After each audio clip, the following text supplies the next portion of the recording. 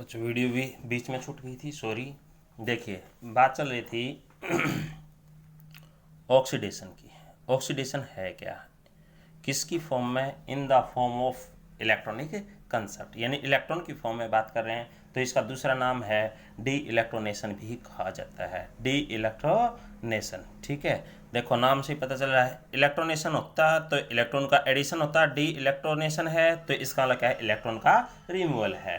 यानी वो reaction, those reaction in which the loss of the electron, क्या है, लॉस ऑफ इलेक्ट्रॉन। तो एग्जांपल बताया था आपको कि सोडियम है, सोडियम क्या करता है, losses 1 electron to get positive charge. या मैग्नीशियम मेटल है, जैसे मैग्नीशियम लॉसेस 2 इलेक्ट्रॉन तो टू गेट पॉजिटिव चार्ज। तो इट मीन्स इसका मतलब क्या हुआ कि जिस रिएक्शन में, यानी कि जिस रिएक्शन में कोई रिएक्टेंट है वो क्या है, इलेक्ट्रॉन का लॉस करता है, तो रिएक्शन क्या कहलाती है, ऑक्सीडेशन या डी इलेक्ट्रोनेशन। ठीक है, डी इलेक्ट्रोनेशन। ठीक है, उसके बाद है रिडक्शन। भाई क्या है, रिडक्शन। तो रिडक्शन होता क्या है, इसका अपोजिट हो जाएगा, यानी कि इलेक्ट्रोनेशन कहा जाता है।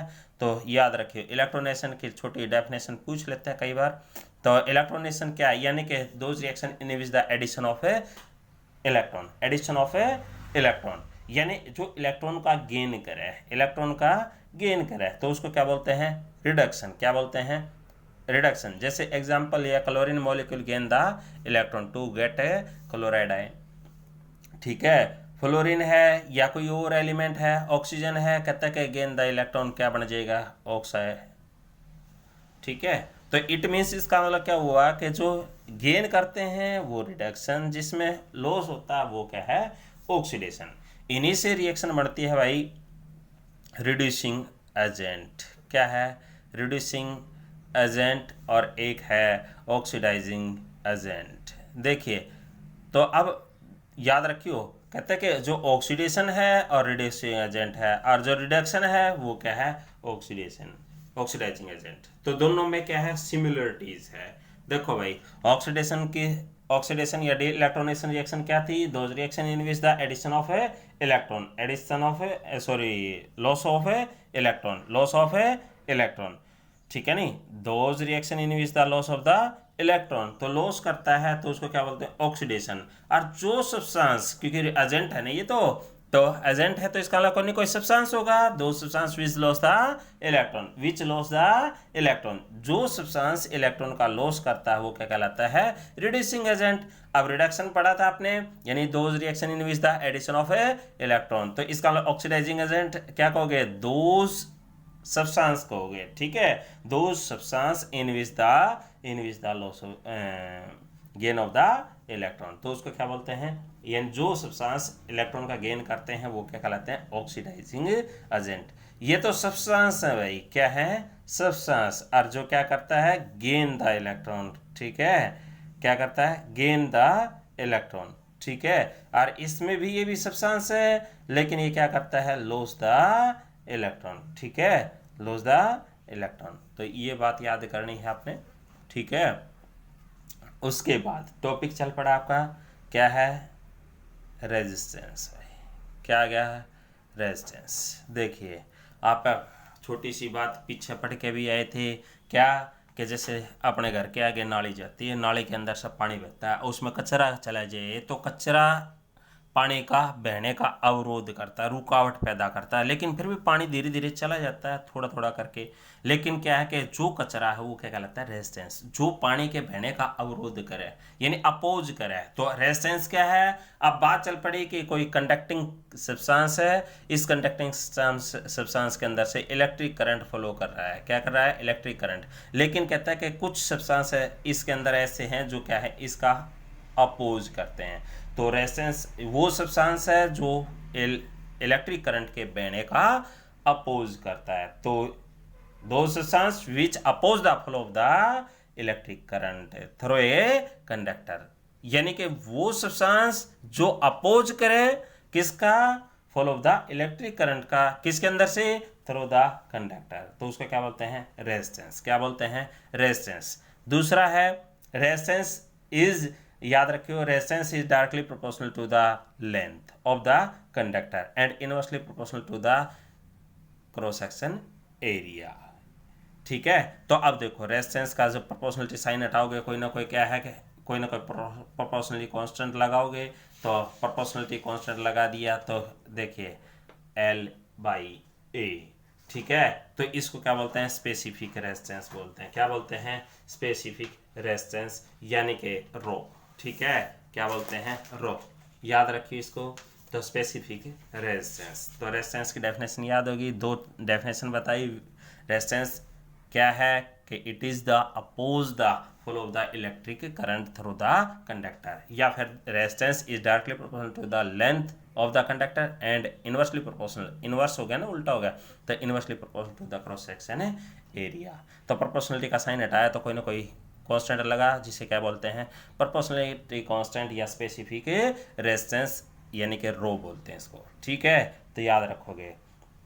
उसके साथ साथ अब इसी की डेफिनेशन पूछ ली गई कि स्पेसिफिक रेजिस्टेंस होता क्या है, स्पेसिफिक रेजिस्टेंस होता क्या है, ठीक है। या फिर यूं भी कहा जा सकता है, रेजिस्टिविटी भी कहा जाता है, रेजिस्टिविटी, ठीक है। रेजिस्टिविटी है क्या, अब देखो देखो फार्मूले के ऊपर बेस्ड बना लो डेफिनेशन, तो क्या बन जाएगा। अब देखो ये क्या क्या बताया था, specific resistance, specific resistance is the resistance, specific resistance is the resistance कब, वैन, यानी कि ये स्पेसिफिक रेजिस्टेंस रेजिस्टेंस के बराबर कब आ जाएगा, जब लेंथ क्या आ जाए 1 सेंटीमीटर आ जाए, ठीक है, और cross section area is 1 square centimetre आ जाए, ठीक है। तो अब बात चल पड़ी, या फिर यूं इसको उल्टा कर दो कि भाई इस सारे को उधर ले जाओ, तो ये क्या आ जाएगा, रो, यानी कि स्पेसिफिक रेजिस्टेंस इज क्या आ जाएगा, देखो एरिया इधर डिवाइड में उधर मल्टीप्लाई में, तो ठीक है,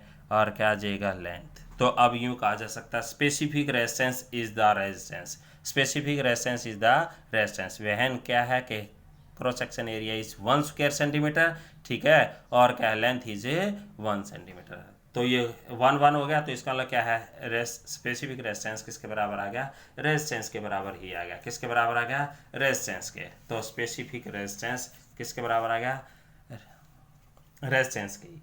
तो दूसरा है भाई, उसके बाद है कंडक्टेंस। देखो वैसे तो नाम से ही पता चल रहा है कंडक्टेंस, यानी कि जो कंडक्टिविटी को शो करता है, यानी कि इसका अलग कंडक्टर है, ठीक है।